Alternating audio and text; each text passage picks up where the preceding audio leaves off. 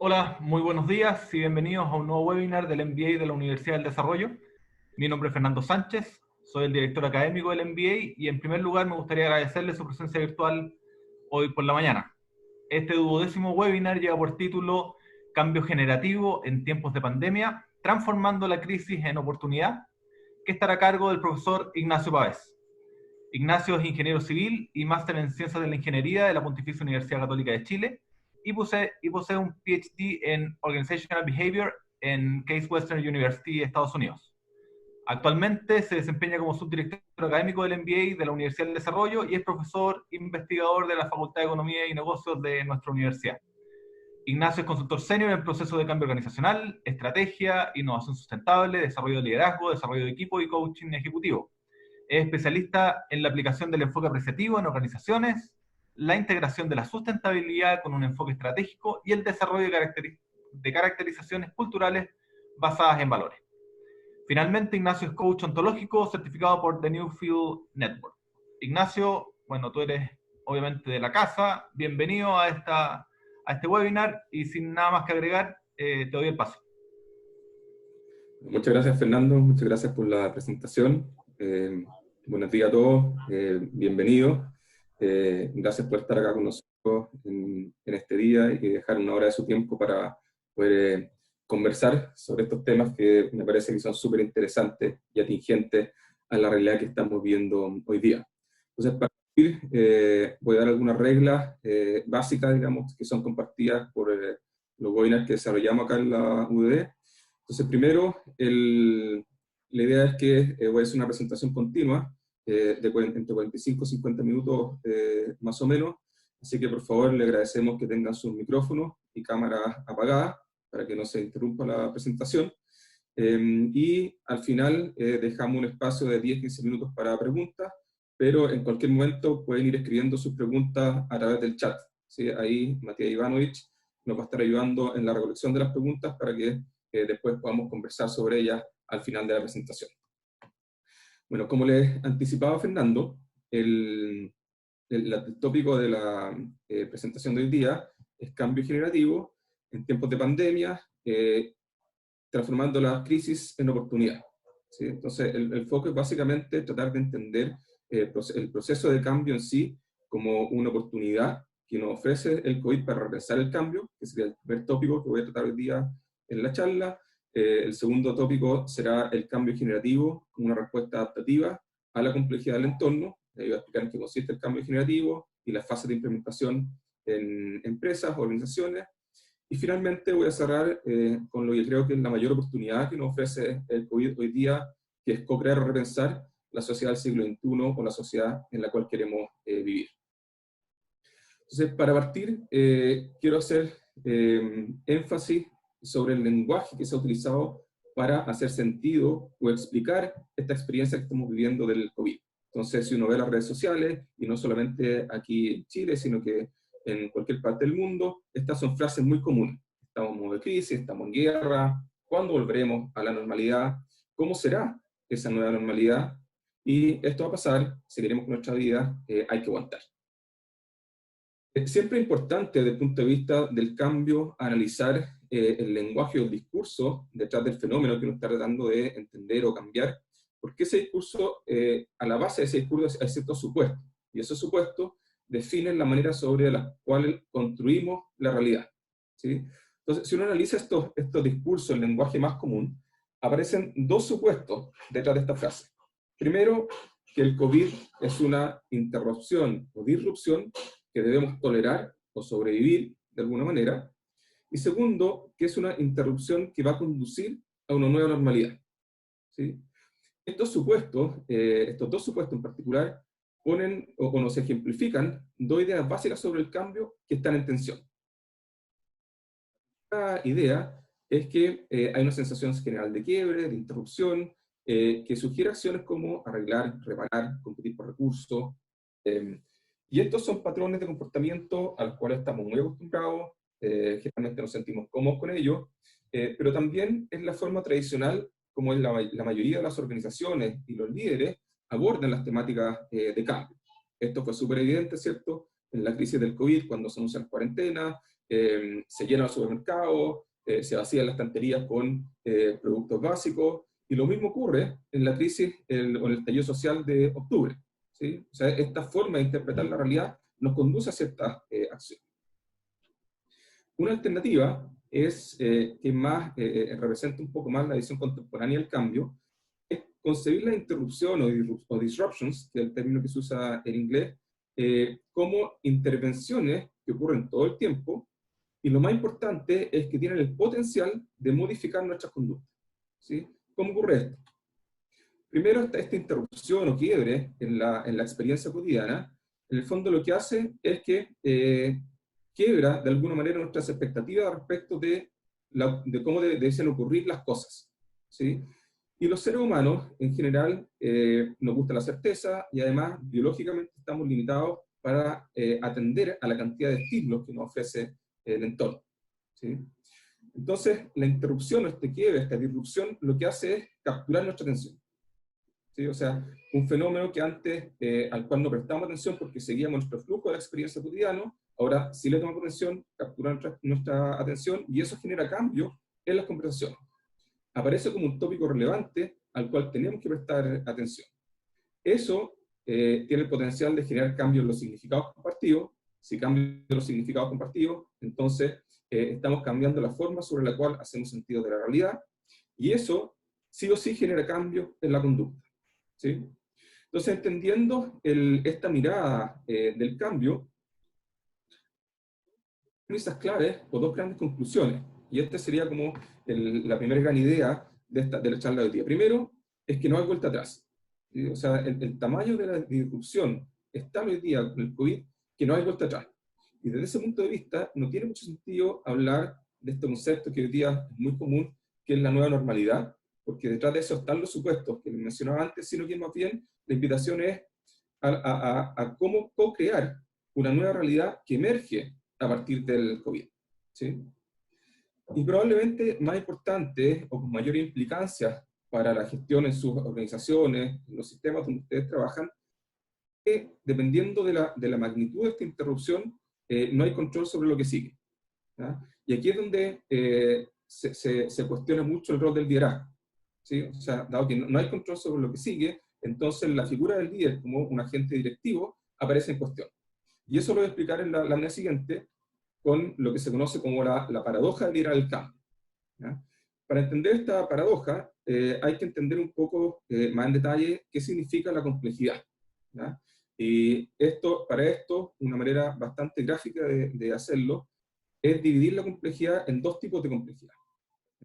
Uno basado en lo que es la complejidad dinámica, que se refiere al grado de volatilidad o incertidumbre que tiene el entorno. En este caso, mayor complejidad dinámica, mayor incertidumbre, menor complejidad dinámica, baja incertidumbre, más claridad, más certeza. Cuando hablamos de complejidad dinámica, en general, las características de este tipo de fenómenos es que son en general procesos no lineales, y la causa y el efecto están distantes en el tiempo. Es decir, el proceso de feedback respecto de acciones iniciales y las consecuencias de esas acciones no es inmediato. Esto lo digo muy patente en el caso de la pandemia, ¿sí? O sea, la dinámica no lineal es la característica propia de la tasa de contagio de una epidemia, ¿sí? Muy patente en todo el mundo. Y segundo, es que la causa y el efecto no están distantes en el tiempo, ¿sí? En Chile, por ejemplo, probamos con las cuarentenas dinámicas, pero no sabíamos, o no era posible saber, aunque quisiéramos, el efecto que iba a tener esta decisión ni en una semana, ni en 2 semanas, ni en un mes, ni probablemente en 2 meses. Y recién estamos sabiendo hoy día el posible efecto que tuvo esa decisión, ¿sí? Esto es parte, digamos, de la complejidad que ofrece un entorno complejo en términos dinámicos. El otro eje tiene que ver con la complejidad social. Y eso básicamente da cuenta del nivel de acuerdo y multiplicidad de voces que hay respecto de un cierto fenómeno. O sea, a mayor complejidad social, mayor nivel de desacuerdo y diversidad de miradas, y a menor complejidad social, mayor nivel de acuerdo y consenso en general. Entonces, cuando estamos en un entorno donde hay baja incertidumbre y alto nivel de acuerdo, en general el objetivo es gestionar o mejorar el status quo. Y la mayoría de las teorías de liderazgo que surgen en los 60, 70, hasta el año 80, en general se enfocan en este tipo de situaciones, ¿sí?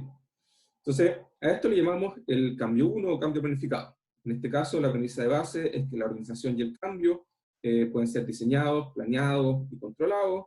El proceso, eso yo creo que ustedes lo han vivido en sus organizaciones, ¿cierto? Hay el líder o el equipo directivo se establece como un arquitecto del proceso de cambio, donde se inventan estructuras, planes, procesos, algo muy estructurado. Esto se traspasa a un proceso de cambio en fases que se puede seguir o dar seguimiento en el tiempo. Se espera que esto genere cambios de conducta y finalmente, como resultado, se genera una organización bien aceitada o un modo de trabajo que es mejor al que teníamos anteriormente. El problema que tiene ese cambio es que hoy día las investigaciones muestran que solamente un tercio de esta manera de abordar el cambio genera un resultado esperado, ¿sí? Y eso es aún peor en situaciones más complejas, como por ejemplo las fusiones, donde la tasa de éxito bordea el 10%. Una respuesta simple, ya si es que entendemos el fenómeno de la complejidad, es este modelo de cambio aborda solamente un espacio pequeño de la gama de posibilidades o tipos de cambio que pudiese experimentar una organización, ¿sí? Y acá, si vemos el espacio completo, ¿cierto?, es una gama de posibilidades que no toma en cuenta. Y tenemos el caso de la pandemia. Esto es diametralmente opuesto a lo que es el cambio 1, ¿sí? Porque en este caso estamos en un entorno de alta incertidumbre, alta complejidad dinámica y también alta complejidad social. Entonces, en este caso, acá el objetivo es co-crear la transformación. El tipo de cambio es un cambio más bien radical o transformacional, y en vez de enfocarse en problemas técnicos, que son problemas que tienen bordes bien definidos, y en general las respuestas son claras y consensuadas, acá abordamos desafíos adaptativos. Es decir, son situaciones donde los bordes del problema no están tan claramente definidos y las respuestas tampoco. Ahora, en los años 2000 empezó el equipo de la MIT, de estudios organizacionales, que se dedica mucho a investigar el tema de complejidad. Además señala que en los tipos de cambios que se han vivido en este nuevo siglo, un nuevo tipo de complejidad, que ellos denominan la complejidad emergente. Este es un tipo de complejidad que solo aparece cuando el cambio en un entorno complejo está en curso, ¿sí? Es como una complejidad que aparece durante la situación de cambio. Y que lo que la caracteriza es que genera patrones emergentes y disruptivos de innovación y cambio que no son posibles de anticipar, ¿sí? Y en este caso aparece un concepto que es importante, que es el concepto de la intención colectiva, ¿sí? Acá, más que co-crear la transformación, la manera de abordar la complejidad emergente es reconocer cuál es esa intención colectiva que está tratando de emerger en ese sistema social. Y por lo tanto, el rol del líder es activar la inteligencia colectiva del sistema para que esa intención colectiva se articule y permita avanzar. Con otros colegas estamos estudiando y analizando desde el punto de vista de un concepto que le llamamos cambio generativo, ¿sí? Y el cambio generativo ilustra esta paradoja. Porque en este caso la paradoja consiste en que liderar el cambio consiste justamente en dejar que este cambio siga su curso, ¿sí? O sea, la idea clásica de liderar, que es dirigir de cierta manera, acá deja de tener sentido. Mientras más quiero dirigir, más contraproducente pueden ser los resultados que obtenga, ¿sí? Entonces, teniendo presente esto, ¿qué es lo que es el cambio generativo? El cambio generativo se basa en un concepto clave que es la palabra generatividad, que la definición es la capacidad de producir algo o hacer que se desarrolle. Y aquí hay dos acciones que están conectadas. Primero, el poder de crear algo nuevo, o sea, algo que antes no existía, pero también la capacidad de crear las condiciones que apoyen el desarrollo o la evolución de algo que existe actualmente y que permite que surja ese algo nuevo. Entonces, con esto como base, podríamos decir o definir el cambio generativo como un proceso de cambio emergente que permite, primero, expandir las posibilidades de acción de la organización o del sistema social mediante la creación de nuevas ideas, artefactos, metáforas, procesos, etc. Y segundo, cultivar el tejido social necesario para que el sistema social se desarrolle y evolucione. La premisa base de este modelo de cambio es que las organizaciones son un conjunto de personas en un proceso continuo de construcción de sentido, y el proceso es opuesto al que uno ve en el proceso de cambio planificado. En este caso, el proceso parte con acción colaborativa en base a un propósito común. Eso genera el cambio de conducta. Este cambio de conducta hace que emerja el proceso de cambio de manera más bien espontánea o no anticipable inicialmente de la manera como uno podría esperarlo, y esto se consolida o se cristaliza en una estructura nueva, procesos nuevos, diseño, rutina, etc. ¿Sí? O sea, acá el punto final es lo que usualmente se considera como el punto de partida en el proceso de cambio planificado, que es el proceso más tradicional. A pesar de que esto ha sido estudiado más bien en la última década, investigaciones preliminares muestran que este proceso de cambio aumenta la tasa de éxito o la dobla, ¿sí? De 1/3 a 2/3.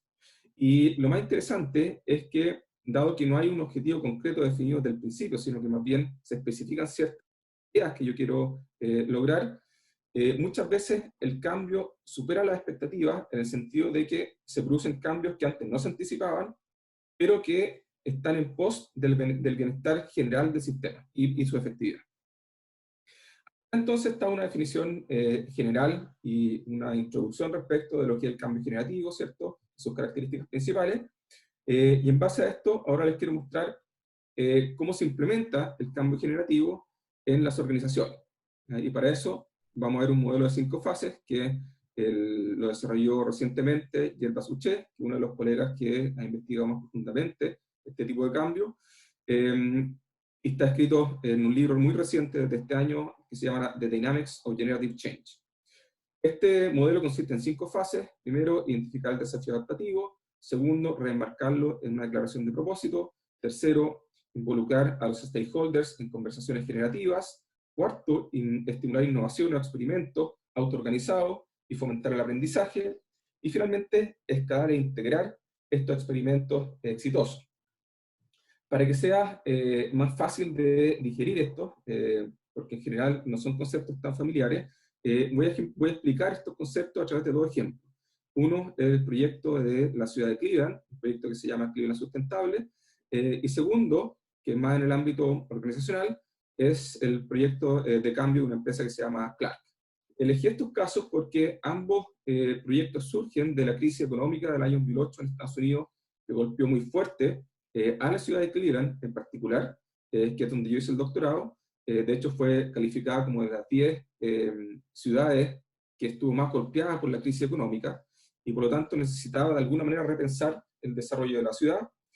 Y Clark es una empresa que se dedica al control de mosquitos y a la generación de hábitats acuáticos saludables, pero había basado su historia de desarrollo de productos y servicios en base al uso de pesticidas. Y en ese momento, donde hay un choque económico, empiezan a visualizar que el futuro va a ser distinto, ¿sí? Entonces voy a ejemplificar este modelo a través de estos 2 casos. Entonces, el paso 1 es identificar el desafío adaptativo. ¿Qué entendemos por desafío adaptativo? Son situaciones de decisión complejas donde, por definición, existen muchas fuentes de incertidumbre y variabilidad como para predecir qué causa qué.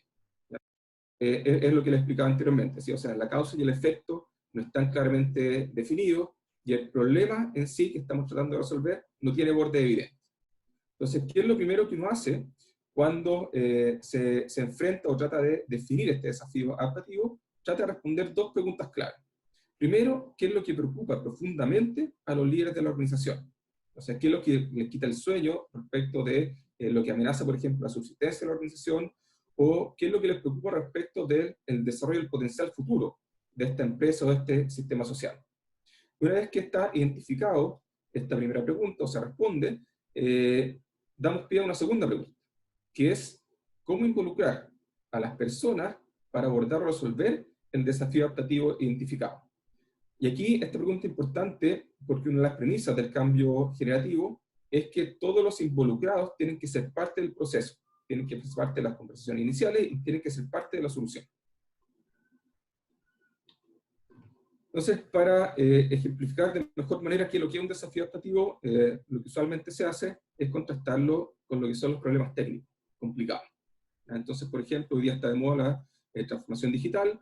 Un problema técnico de transformación digital podría ser cómo maximizamos la utilización de equipos móviles. En general, esto es un problema que tiene los bordes más bien definidos. Las respuestas, después de un cierto análisis, probablemente van a converger hacia una determinada solución. Pero si transformamos esto a una pregunta distinta, por ejemplo, ¿cómo introducimos nuevas tecnologías digitales que hagan más liviana y ágil la organización? Se expande el alcance, los bordes están definidos con menor nitidez, y por lo tanto hay más apertura a visualizar las opciones que tenemos para enfrentar el cambio de manera distinta, y eso hace que se pueda abordar el fenómeno que es de naturaleza más compleja de mejor manera. El segundo ejemplo es lo que vimos nosotros en términos educativos, pero que probablemente le tocó a todos ustedes, si es que tienen hijos, ¿cierto?, estudiando o están estudiando ustedes mismos. La pregunta en marzo era cómo transformar nuestro programa educativo a un formato 100% online. Esta pregunta también tiene claramente definido, la respuesta es más o menos evidente, y si se fijan, el tiempo que tomó en resolver esto fue más o menos rápido, ¿sí? Ya el primer mes, digamos, de la pandemia, la mayoría de las instituciones educativas tenían gran parte de sus cursos ya en formato online, y hablo desde instituciones educativas, desde jardín hasta la universidad. Y esta pregunta hoy día ha cambiado. En base a la evolución de la pandemia, hoy día básicamente la pregunta que tenemos nosotros como universidad y muchas instituciones educativas es ¿cómo generamos una propuesta educativa que saque el máximo provecho de las tecnologías y metodologías educativas existentes en la actualidad? Nuevamente acá se amplifica el alcance, los bordes no son tan nítidos, probablemente van a haber diversidad de opiniones respecto de lo que se quiere hacer, y por tanto se necesita una estrategia más de consenso, de activar esta intención colectiva. El caso de Cleveland, como les decía, el 2008 estuvo muy golpeado por la crisis económica, y el alcalde de la ciudad, en ese tiempo el alcalde Jackson, se empieza a hacer preguntas sobre cómo puedo darle potencia a mi gestión, qué puedo hacer, digamos, en esta situación en la que nos encontramos. Y empieza a tener conversaciones con distintos stakeholders y formula la siguiente pregunta, como desafío optativo. ¿Cómo transformamos la economía de la región de Cleveland para generar bienestar económico, social y ambiental? O sea, pone la economía como foco, pero expande un poquito este concepto de bienestar o desarrollo. En el caso de Clark, acá la pregunta o el desafío optativo es cómo crear soluciones amigables con el medio ambiente y a la vez mejorar la calidad de vida de las comunidades humanas, ¿sí? Ambos casos, ¿cierto?, son reflejos de estos elementos centrales de lo que caracteriza un desafío adaptativo. El segundo paso es, una vez que identificamos este desafío adaptativo, es remarcarlo en una declaración de propósito. ¿Ya?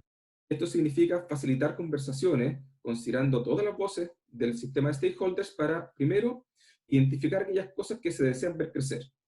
En el cambio generativo, a diferencia del cambio más tradicional, no nos enfocamos en los problemas y no nos enfocamos tanto en las brechas de desempeño, sino que más bien nos enfocamos en las cosas que se deben nutrir y fortalecer para que la capacidad del sistema se expanda en el futuro. Segundo, es reconocer lo que la organización necesita hacer cada día y que las personas sienten importante, ¿ya? En este caso, aquí se hace la diferencia entre visión y propósito. La visión se orienta hacia el futuro, define metas claras, define un horizonte, pero acá lo importante cuando uno trata de definir un propósito es entender con nitidez qué es lo que las personas, qué es lo que les preocupa en el día a día, qué es lo que facilita su trabajo y qué es lo que sienten importante las personas en su quehacer cotidiano. Y una vez que se trabajan estos dos pasos iniciales, el tercer elemento consiste en encontrar una manera de nombrarlo que sea motivante para quienes se verán afectados por el cambio. O sea, tiene que ser una invitación potente para que se active la voluntad de las personas para participar. Una manera efectiva de generar estas declaraciones de propósito es lo que se conoce como imágenes generativas de futuro. En general, son declaraciones sencillas, simples, pero que tienen tres características. Son sorpresivas, o sea, generan curiosidad, son ambiguas, dan un amplio rango de acción y generan preguntas sobre efectivamente de qué se trata, generan curiosidad, y a la vez son motivantes, es decir, movilizan a las personas o lo invitan a formar parte de este proceso e idealmente a actuar. Entonces, esto en general es positivo por dos razones. Primero, otorga más espacio para la experimentación y la acción autoorganizada. Y segundo, facilita el desarrollo exitoso de estos procesos de cambio emergente, ¿sí?, que es lo que mencionaba anteriormente. En el fondo, permite gestionar mejor este concepto de la complejidad, esta intención colectiva que quiere emerger. El caso del proyecto de Cleveland, se define el propósito como desarrollar una comunidad próspera y resiliente que aproveche su riqueza de activos para construir bienestar económico, social y ambiental para todos. Y se hace una bajada de ese propósito que es más bien descriptivo, y esa es la invitación que se le hace finalmente a la ciudad, que es crear un motor económico para dirigir una ciudad verde en un lago azul. En este caso, el activo del motor económico, el lago. Cleveland es una ciudad que está al costado del lago Erie, y la ciudad verde, en el fondo, es el foco de trabajo que en el fondo se plantea como un elemento movilizador de lo que quiere emerger en ese sistema social. En el caso de Clark, es hacer que las comunidades de todo el mundo sean más habitables, seguras y cómodas. El paso siguiente es involucrar a los stakeholders en conversaciones generativas para abordar ese propósito compartido. Y en este caso, una premisa clave acá, que guía este proceso, es que la transformación organizacional es, en esencia, básicamente cambiar las conversaciones. ¿Sí? O sea, la transformación, en esencia, es transformar las conversaciones o cambiarlas para generar nuevos procesos de construcción de sentido. Y aquí hay 4 consideraciones claves. Primero, todos quienes deben implementar el cambio, deben participar en la conversación sobre el cambio. ¿Sí? O sea, no puedo generar involucramiento, compromiso, si es que no hay participación. Es una de las premisas claves. Segundo, la participación debe ser voluntaria, para que exista una predisposición positiva a contribuir. ¿No? O sea, los modelos tradicionales de comando y control, donde yo diseño un proceso de cambio planificado y voy diciendo quién debe participar, en general no funcionan este tipo de procesos, porque acá una de las premisas es que si quiero que la gente participe, tengo que generar una invitación potente, y por eso que el paso previo es muy relevante. Tercero, debe estar presente toda la diversidad de voces del sistema organizacional. ¿Por qué? Porque esto favorece el compromiso y también la innovación. La innovación requiere de multiplicidad de voces que conversen y vean aristas distintas del problema o la situación. Y finalmente el punto 4, que es la manera como se realiza el concepto de conversaciones generativas, es a través de lo que se denomina contenedores. Estos son entornos sociales que especifican claramente límites físicos o simbólicos que los distancian de las conversaciones cotidianas, y que facilita el que se produzcan conversaciones orientadas a cuestionar el status quo y generar una condición para el sistema que es mejor o más positiva respecto de lo que existe actualmente. ¿Cómo hicieron esto Cleveland y Clark? Para esto existen multiplicidad de metodologías o tecnologías sociales, nombre técnico que se utiliza. La que yo voy a mostrar acá se llama indagación apreciativa, y en particular lo que se ve en las fotos son las cumbres de indagación apreciativa. En particular, en la metodología en la cual yo me he formado. En este caso, las cumbres de indagación apreciativa, se puede ver acá en la foto, son tecnologías sociales para trabajar con grandes grupos, ¿ya? Donde por diseño hay un contenedor. Este contenedor, en este caso, por ejemplo, esta es una foto del proyecto de Cleveland Sustentable. Era un edificio muy histórico de la ciudad, donde se invitó a la gente a ir a ese encuentro, y las mesas funcionan como pequeños contenedores dentro de este gran contenedor. ¿Ya? Aquí hay herramientas y un proceso guía que facilita que las conversaciones emerjan, y eso hace que colectivamente se vaya elaborando lo que quiere emerger. Esta es una foto de una aplicación del Appreciative Inquiry Summit en una empresa. En este caso son 100 a 200 personas, el formato es más o menos el mismo, y esta foto que aparece acá, en el fondo, es central en este tipo de metodologías, porque el protagonismo lo tienen los participantes. ¿Sí? Entonces los participantes se les entregan algunos artefactos para que puedan hacer visibles estas conversaciones generativas y permitan la muestra, digamos, y la conversación en torno a esto que se va generando, permitan que aparezca una conversación que antes no estaba disponible, y que es básicamente una nueva forma de hacer sentido de la realidad colectiva que emerge a través de esta conversación. En el caso de la ciudad de Cleveland, es un proyecto que partió en el año 2009, con un horizonte de tiempo de 10 años. En este proyecto, en el encuentro inicial, participaron 700 personas, y fue una invitación abierta a los ciudadanos de la región, ¿ya? O sea, se invitó a todos quienes quisieran participar en este proceso a estar presentes. Y llegaron 700 personas.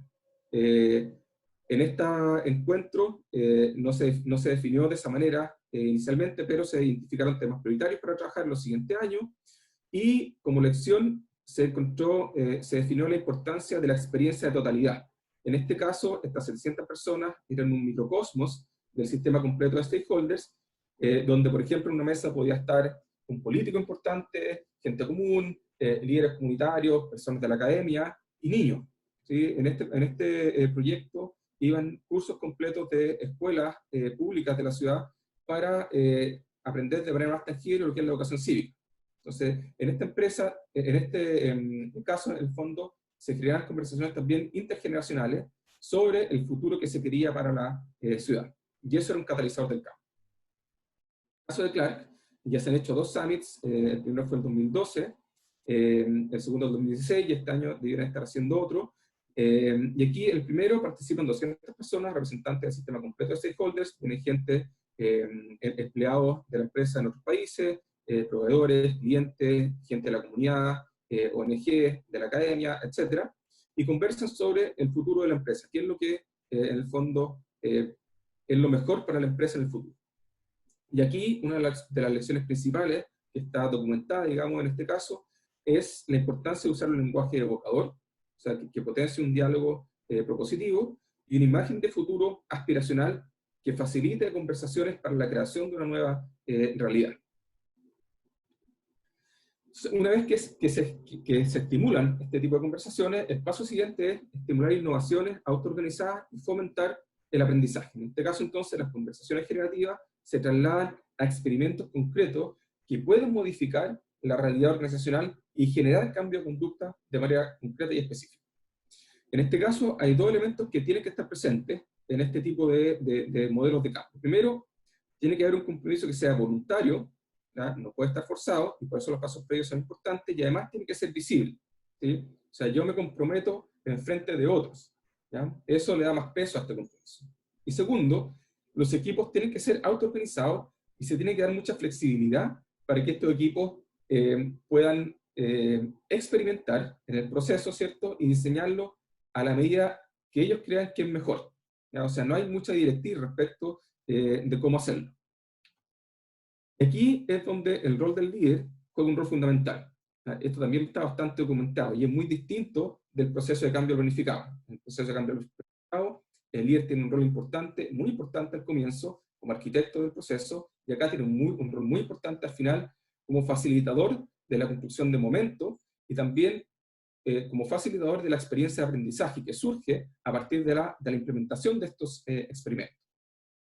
En este caso, algunas tareas fundamentales son asegurar recursos, hacer seguimiento, gestionar la atención o la intención colectiva del sistema, amplificar los éxitos, y muy importante, cerrar experimentos fallidos. ¿Ya? Esto puede ser complejo, pero en general la recomendación acá es cerrar estos experimentos desde el punto de vista de la celebración como un espacio de aprendizaje, donde el error y el intentar se premia y no se castiga. ¿Cómo se hizo esto en el caso de Cleveland? En el caso de Cleveland, este es un proyecto que parte sin presupuesto, ¿sí? O sea, parte solamente con la idea, y el alcalde Jackson dice, yo puedo comprometer recursos para desarrollar un encuentro anual, una vez al año, por los siguientes 10 años, me comprometo a generar una oficina de sustentabilidad para que le pueda hacer seguimiento a las iniciativas que surgen, pero no tengo control sobre, y tampoco tengo presupuesto para poder invertir en ninguna iniciativa que surja digamos, de las ideas que aparezcan en los summits, ¿sí? Entonces, como primer resultado del summit, aparecen estos elementos que definen qué es lo que se entiende, en este caso para la ciudad de Cleveland, como una ciudad sustentable.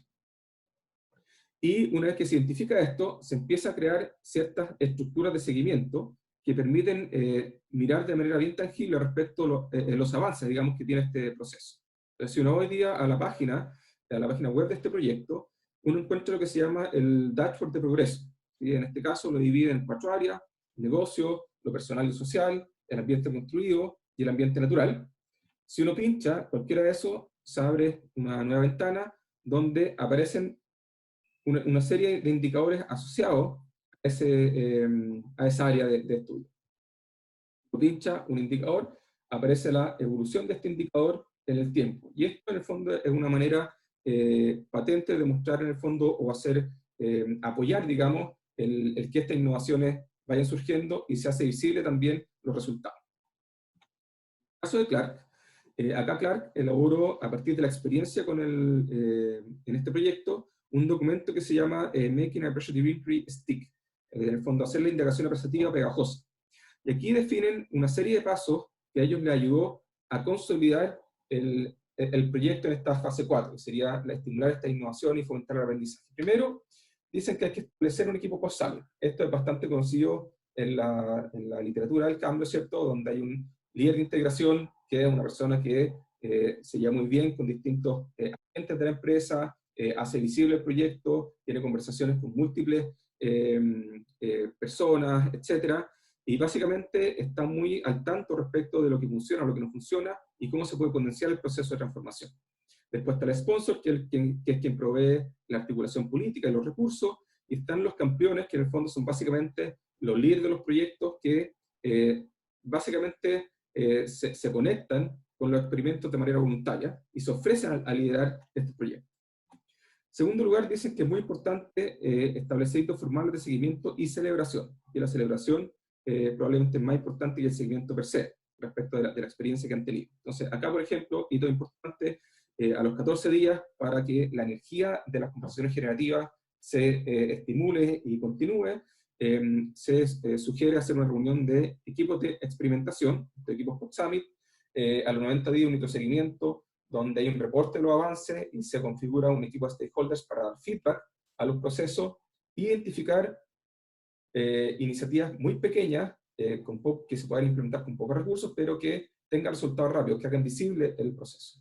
A los 120 días, un hito de seguimiento número 2, donde hay aquí un reporte consolidado del avance, y se invita a este equipo post-summit a hacer una valoración de cuánto cuesta la implementación para incluirla en los presupuestos formales de la empresa. Complemento, la medición del impacto de los experimentos. En este caso, la idea es integrar la métrica de seguimiento del proyecto a la estructura de medición tradicional para dar feedback constante al desempeño del equipo post-summit y cómo se impacta algunos otros indicadores de la empresa. Y finalmente, el punto 4, en esta fase, es comunicar los progresos y los planes. ¿Ya? En este caso, es muy importante establecer una comunicación intencionada sobre lo que se quiere ver crecer. O sea, en el fondo aquí el foco es dirigir la atención a aquello que se quiere nutrir, que se quiere hacer crecer, problemas, para que esto en el fondo vaya tomando fuerza y la intención colectiva se vaya canalizando hacia un propósito que es más beneficioso para la organización. Una foto, digamos, de lo que está en el contenido del reporte, donde está como la estructura gráfica de su proceso de comunicación estratégica. Una vez que entonces se ayuda a los equipos y la organización estimula este proceso de experimentación y de aprendizaje, entonces el paso final es escalar estos experimentos e integrar a la estructura de la organización estos experimentos exitosos. Entonces aquí tiene dos aristas: el liderazgo, que es básicamente una continuación del proceso anterior. Acá estos roles clave ya lo expliqué anteriormente, pero es básicamente roles súper establecidos en la literatura. Y el objetivo fundamental de este equipo de liderazgo es cambiar los diálogos y las narrativas centrales sobre las cuales la organización, el sistema social, construye sentido. ¿Ya? Es lo que hablaba al comienzo de la presentación. ¿Sí? O sea, ¿cuáles son los elementos? ¿Cuál es el lenguaje que se está utilizando en la organización para hacer sentido de la realidad? Y cómo eso cierra o abre posibilidades de acción que son beneficiosas o restringen el desarrollo de la organización en el tiempo. Esto se traslada finalmente a una estructura de apoyo a la implementación, pero también construye estructura como resultado final del proceso. Entonces acá es muy importante, dos acciones importantes. Uno es asignar recursos al presupuesto, en el presupuesto anual, o sea, asegurar que existen recursos para la implementación de estos experimentos que han resultado exitosos. Aquí el objetivo es escalar estos experimentos y después consolidarlos. ¿Y cómo se consolida? A través de la integración de estos experimentos a los procesos o rutinas organizacionales existentes.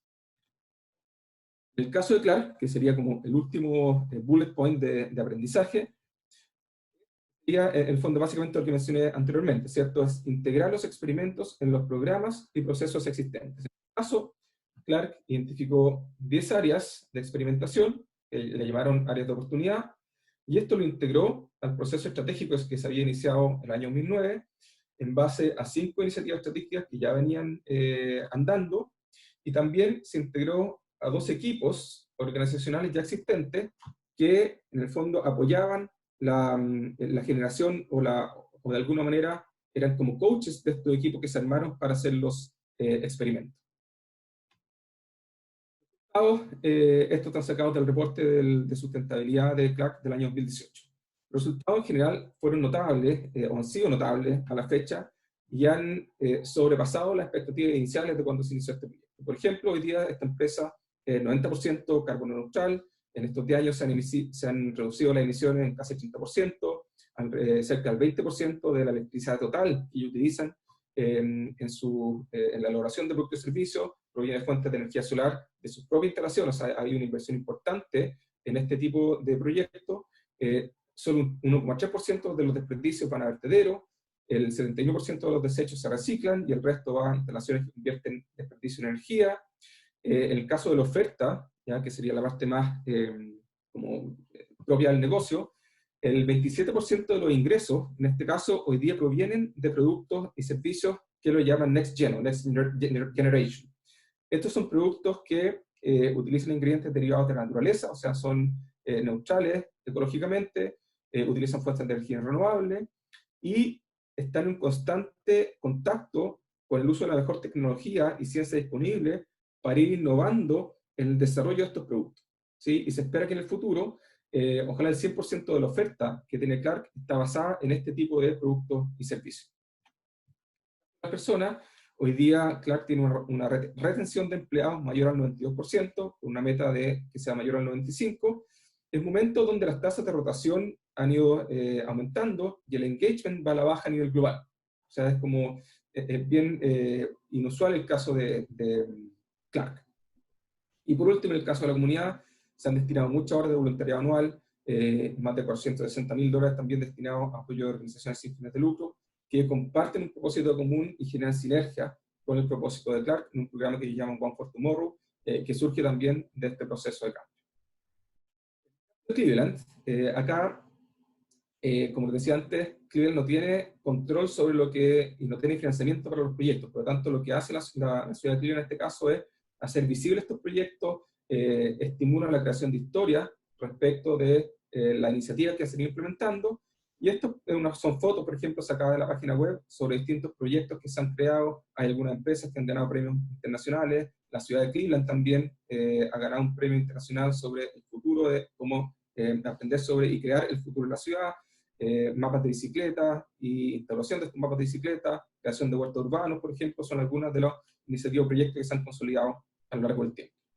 Algunos resultados: mejora en la calidad del agua, mejora en la calidad del aire, casi 70 millas de infraestructura para bicicletas instaladas desde el año 2013, el lanzamiento de un sistema de bicicletas compartido para la ciudad, el reconocimiento de Cleveland como una ciudad Solar Smart Bronze por avanzar en el crecimiento de energía solar, un aumento de la actividad económica y disminución de estancamiento un estancamiento de la disminución de la población que venía de manera consistente desde los años 60 hacia adelante. Y quizás lo más emblemático hoy día es que la recomendación para visitar la ciudad por parte de los mismos ciudadanos de Cleveland creció del 34% al 77% el año 2017. Entonces, este es un proceso de cambio que genera mucho orgullo en la ciudad, y que era algo que inicialmente, por ejemplo, era no previsible, ¿sí? Gráficamente esto se puede ilustrar a través de estas dos fotos, ¿ya? Esta foto que aparece acá arriba, digamos, en blanco y negro, es una foto de una noticia que apareció en el New York Times en los años 60 en Cleveland, que se conoce como el Burning River, el río que se incendia. Porque el río estaba tan contaminado que pasó un ferrocarril por el puente que cruza el río, saltó una chispa al río y se empezó a incendiar en kilómetros, ¿sí? Fue un evento que marcó la identidad de la ciudad, de alguna manera, y todavía sigue en la memoria colectiva. Y esto es lo que puede ver uno hoy día en ese mismo río, ¿cierto? Actualmente, con todos los cambios que han habido a partir de este proyecto de la ciudad de Cleveland sustentable. Acá se hizo proyectos arquitectónicos para rehabilitar la costanera, y hoy día se pueden practicar deporte acuático en una zona donde ya es habitable por lo menos, y se puede hacer este tipo de actividades. Para cerrar, entonces, el concepto de cambio generativo y construir sobre los ejemplos que mencioné anteriormente, me gustaría cerrar con, yo creo que es la oportunidad más grande que nos abre el COVID hoy día como sociedad, y es la oportunidad de repensar y co-crear la sociedad del siglo XXI. Entonces, para poner en contexto un poco lo que es el COVID es solo uno de los grandes desafíos sociales que vamos a enfrentar en el siglo XXI. ¿Sí? Esto ya se ha venido conversando desde los años 2000. Parte de las soluciones globales ha sido la creación de los Objetivos de Desarrollo Sostenible, por ejemplo, por parte de la ONU, y han habido distintos esfuerzos también para tratar de avanzar, por ejemplo, en estas grandes temáticas. El Acuerdo de París, por ejemplo, uno de ellos, la COP que organizó Chile el año pasado, es otro. Dentro de esto, la pandemia, por lo tanto, es solo uno de estos grandes desafíos, que ya se identificaba y se anticipaba que iba a ocurrir hace 20 años atrás. ¿Sí? Y lo más interesante, y aquí quiero poner la atención, es que la pandemia, como lo estamos viviendo hoy día, es probablemente solo la punta del iceberg de lo que podrían ser los efectos del cambio climático. ¿Ya? Como hemos visto en la pandemia, estamos enfrentados a situaciones donde hay dinámicas no lineales, por lo tanto, un porcentaje más de CO2 en la atmósfera no es equivalente a que estamos en un porcentaje más peor, sino que hay ciertos tipping points que cuando se alcanzan, parte un crecimiento exponencial, y los daños posibles, en este caso, con estos grandes desafíos, también tienen el potencial de daño también que es exponencial. Entonces, ¿qué nos enseña la pandemia? Que nos muestra algo distinto y nuevo, por lo menos es para mí, o sea, en mis 40 años de vida no había visto ningún fenómeno similar, y cuando converso con colegas con más experiencia, también me dicen que es un fenómeno muy único. Entonces, yo creo que una de las características esenciales de la pandemia es que nos muestra por primera vez en la historia de la humanidad la complejidad de la sociedad. ¿Sí? O sea, esto se hace patente para todos, no solamente para algunos grupos, que es lo que pasó, por ejemplo, en crisis económicas anteriores, etcétera, sino que es un fenómeno muy evidente, afecta la vida de todos nosotros, y además afecta a nuestra salud y pone en riesgo nuestras vidas. ¿Sí? Entonces, primero, hace patente la no linealidad. ¿Sí? Segundo, hace patente la interdependencia. ¿No? O sea, hoy día estamos mucho más conscientes que antes respecto de la necesidad de servicios básicos, por ejemplo, de contar con salud o sistemas de salud que den acceso universal y bueno, de calidad para todos. Y aparece un tema que creo que no ha aparecido con tanta fuerza anteriormente, que es la importancia de la resiliencia y el bienestar para crear sociedades y países o comunidades que que generen más bienestar en el futuro. ¿Sí? Entonces, por lo tanto, creo que la pandemia nos ofrece hoy día una oportunidad única. Podemos construir una mejor sociedad para todos si es que aprendemos las lecciones, digamos, que nos enseña esta experiencia. Para resumir y llegar a la fase de preguntas, hay 4 ideas clave. Primero, los procesos sociales son inherentemente incontrolables e impredecibles. Segundo, la palanca de cambio más importante está en la mentalidad de los líderes o agentes de cambio. ¿Ya? En el fondo es tener una mentalidad que nos sirva para abordar fenómenos complejos. Y aquí el llamado es a cada uno de ustedes que está escuchando hoy día. Todos somos agentes de cambio, por lo tanto, ser conscientes de que hay distintos tipos de mentalidad y que algunas son más efectivas que otras para abordar estos fenómenos complejos, nos da la posibilidad de elegir. ¿Sí? O sea, hoy día, si es que somos conscientes de esto, podemos elegir qué modo de afrontar el cambio es más acorde a los desafíos del contexto y qué es lo que requerimos básicamente como sociedad pensando en estos desafíos futuros que vienen. Entonces, como síntesis, y sería la cuarta lección, o idea clave, es que el COVID nos ofrece una oportunidad única para co-crear una sociedad más justa, inclusiva y floreciente, si es que somos capaces de abrazar el cambio con la magnitud que esto digamos, nos enfrenta, y entendiendo que hay maneras más y menos efectivas de abordar la incertidumbre, la complejidad y la volatilidad. Muchas gracias. Muchas gracias, Ignacio. Mira, yo estuve acá registrando las consultas y desde luego que tengo varias como para que vayamos abriendo el diálogo. Mira, Mónica nos consulta, ¿cuáles son las desventajas de realizar cumbres apreciativas o World Café en entornos virtuales, dado que perdemos la experiencia que brinda el contenedor? Bueno, eso ha sido la verdad es que un espacio de aprendizaje donde todavía no hay respuestas tan claras, ¿sí? Porque en el fondo siempre, yo participé de hecho de proyectos donde hubo un piloto que se realizó el año 2013, donde yo participé como experto para evaluar una plataforma que permitía hacer cumbres de indagación representativa de manera virtual, ¿sí? Y era como bien disonante respecto a la experiencia que uno tiene en el salón, digamos, con todas las personas allí reunidas. Entonces aquí lo que se ha estado trabajando en el fondo es ver cómo se puede diseñar un contenedor, digamos, que facilite el desarrollo de conversaciones generativas con las tecnologías ya existentes. Entonces aquí parte de lo que se ha estado estudiando e investigando es la mezcla de sincrónico y asincrónico, por ejemplo, que eso antes no existía como posibilidad. ¿Sí? O sea, qué elementos se pueden trabajar en vivo, por ejemplo, si queremos trabajar con 1000 personas. O sea, es necesario que estén todos al mismo tiempo, de manera virtual, conversando juntos, o esto se puede hacer con distintas fases y quizás con elementos asincrónicos que vayan dándole quizás como un guión o una serie, digamos, hasta esta historia que se va construyendo. Perfecto. Bueno, también es bueno recalcar que la presentación de Ignacio nosotros la grabamos y la vamos a compartir durante el día de hoy con todos quienes nos comparten y la verdad es que con todos los que se registraron en el webinar, ¿ya? Para que tengan en el fondo también esa posibilidad de poder revisar ciertos detalles que Ignacio realizó, digamos, y poder revivirla por sobre todo. Mira, dentro de las otras consultas, Aldo Novión también pregunta, si bien ya la tenía seleccionada, pero él pide, por favor, Matías, hazle mi pregunta. He visto en las organizaciones más irracionalidad colectiva que inteligencia colectiva. ¿Cómo se lidera en esta situación? Sí, bueno, eso es parte, yo creo, una de las barreras más importantes que hemos visto en la aplicación de este tipo de cambio es este miedo al descontrol, ¿no? Y este miedo al descontrol, sobre todo en las cúpulas directivas, ¿sí? O sea, la barrera más importante para ejecutar este tipo de proyectos en general surge en las cúpulas directivas, por esto que plantea Aldo, ¿cierto? Que es esta sensación de que la gente va a responder de manera irracional, ¿sí?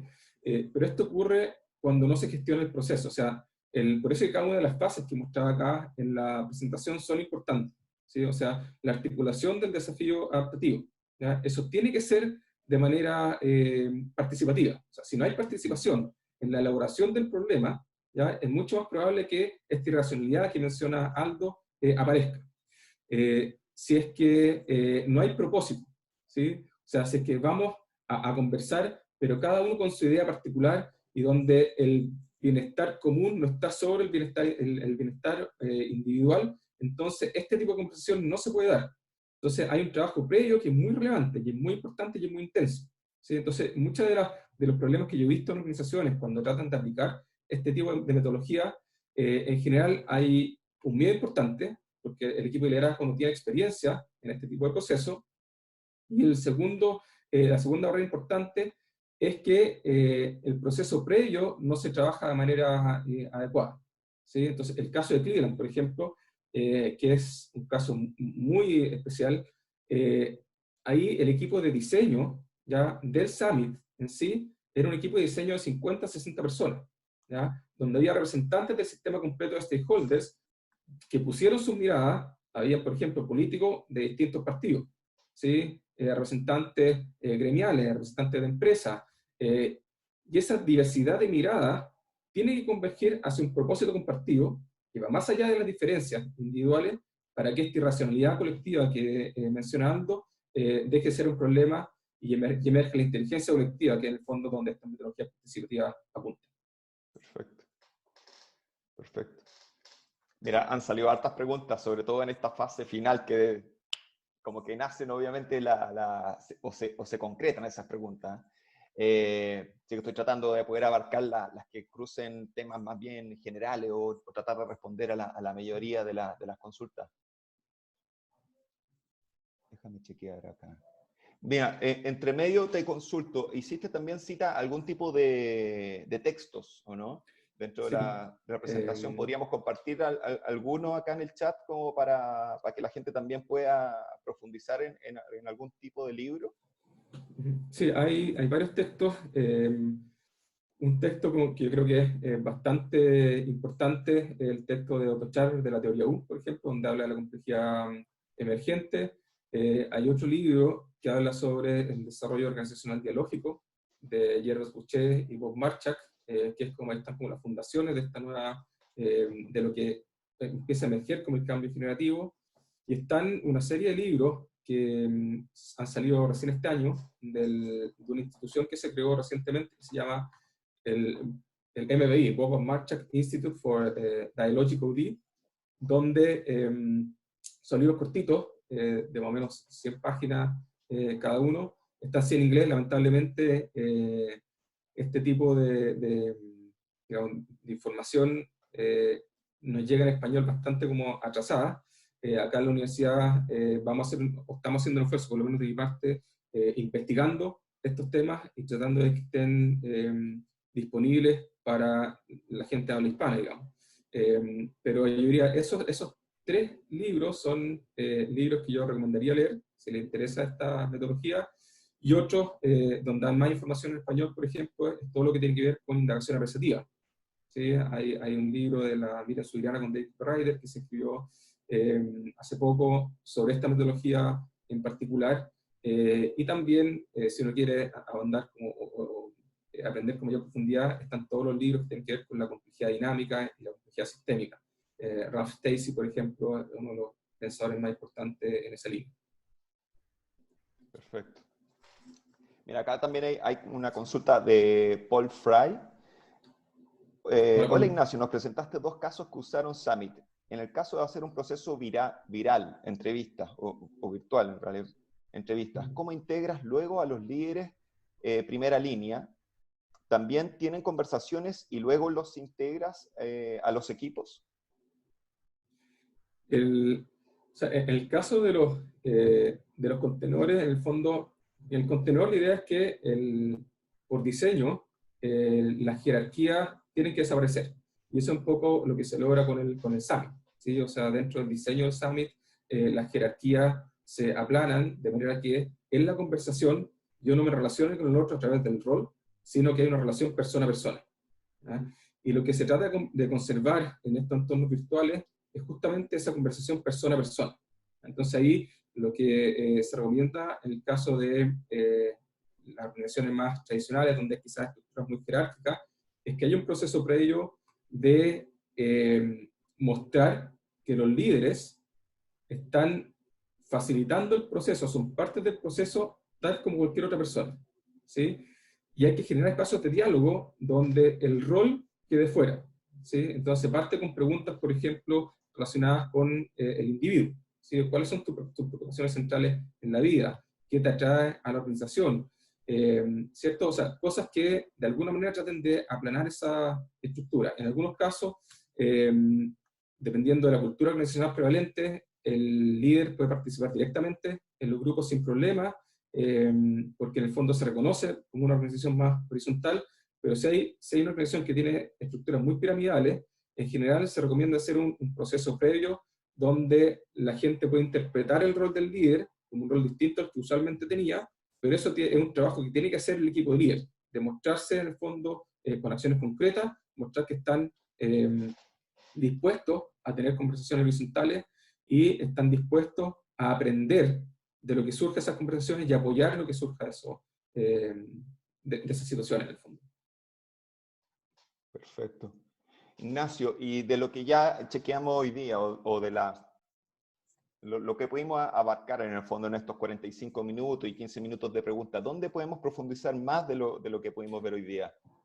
Sí, bueno, esto hoy día como universidad estamos tratando de abordar temas que sean relevantes para la sociedad y para la empresa, y esto, parte de lo que conversamos hoy día, lo vamos a tratar en un curso que se llama Gestionando Grandes Desafíos, donde voy a estar con mis colegas Erika Salvay, Fernando Sánchez, Ángel Seville, y aquí en particular yo voy a trabajar un módulo donde vamos a abordar justamente la temática que hoy día con ejemplos más concretos de cómo llevarlo a la práctica. O sea, con ciertas herramientas o instrumentos de cómo esto se puede llevar a la práctica. Y principalmente sí nos vamos a enfocar en casos del tipo de la ciudad de Cleveland, o sea, en el fondo son cambios a gran escala. Ese va a ser el tópico central del módulo que voy a dar en este curso online. Así que están todos invitados. Aquí, por ejemplo, Fernando Sánchez va a profundizar sobre el tema de experimentos, Erika va a profundizar sobre el tema de redes de colaboración y cómo las redes de colaboración ayudan a que se pueda activar esta inteligencia colectiva del sistema o esta intención colectiva. Entonces, se va a tratar varios de los temas que hoy día, desde distintas miradas, con los distintos profesores de la escuela. Yo creo que es un curso bastante innovador, interesante, pensando en lo que nos va a tocar vivir de aquí a lo que viene ya post-pandemia. Perfecto. Bueno, para ir dando cierre, está siempre ahí la consulta por favor, háganos llegar el nombre de los libros, así que vamos a ver la manera de poder hacer la bajada de esa información y hacérsela llegar junto con la presentación de hoy día, ¿ya? Durante el día vamos a recopilar el video y todo lo que en el fondo vimos hoy día para poder entregarles la información. Y desde luego que también los dejamos invitados acá al curso que menciona Ignacio, que tiene inicio el 17 de agosto. También le enviaremos información al respecto, pero dejamos ahí abierta la invitación. Oye, Ignacio, quiero agradecerte, desde luego, a nombre de la Universidad del Desarrollo y la Facultad de Economía y Negocios, tu presencia y por todo por tu tiempo, por habernos realizado esta clase en el día de hoy. Sí, muchas gracias, Matías, y muchas gracias también a todos los que participaron el día. Tuvimos harta asistencia y hoy día donde hay bastante oferta de charla y qué sé yo, online, le agradecemos mucho su participación. Así que les deseo un excelente día a todos y ojalá que la charla que hice hoy día sea de provecho en alguno de sus quehaceres cotidianos. Sí, agradecemos a todos los que se conectaron, digamos, un muy buen número. Y sumando a lo que dice Ignacio, justamente agradecerles por el interés, desde luego, de compartir con nosotros y estaremos enviándole la información que ya les comentamos. Así que muchas gracias y estaremos próximamente en otro tipo de instancias compartiendo, desde luego, lo que puede ser toda la información respecto a lo que estamos viviendo como contingencia. Así que muchas gracias nuevamente, Ignacio, y muchas gracias a todos quienes nos acompañaron.